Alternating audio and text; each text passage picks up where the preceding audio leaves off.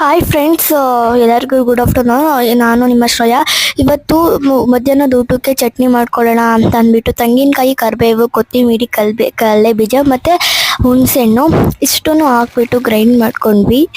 And grind ಎಲ್ಲ ಮಾಡ್ಕೊಂಡಾದ್ಮೇಲೆ ಸ್ವಲ್ಪ ಖಾರದ ಪುಡಿ, ಉಪ್ಪು ಇಷ್ಟನ್ನು ಹಾಕ್ಕೊಂಡೆ. ಸೊ ಮರ್ತೋಗ್ಬಿಟ್ಟಿದ್ದೆ ನಾನು. ಆಮೇಲೆ ಉಪ್ಪು, ಖಾರದ ಪುಡಿ, ಹಾಗೇನೆ ವಾಟರು ಇಷ್ಟನ್ನು ಹಾಕ್ಕೊಂಡು ಗ್ರೈಂಡ್ ಮಾಡಿಕೊಂಡೆ.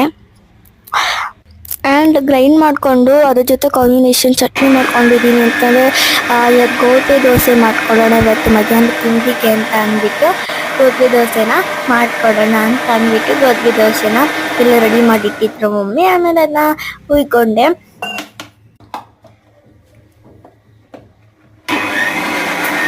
ನಮ್ಮ ಮಮ್ಮಿ ಮರ್ತೋಗಿರೋ ಪುಡಿ ಹಾಕೋದು, ಅದನ್ನ ಹಾಕ್ಬಿಟ್ಟು ಆಮೇಲೆ ತವಾ ಮೇಲೆ ಸ್ವಲ್ಪ ಎಣ್ಣೆ ಸವರಿ ಆಮೇಲೆ ದೋಸೆ ಹಾಕಿ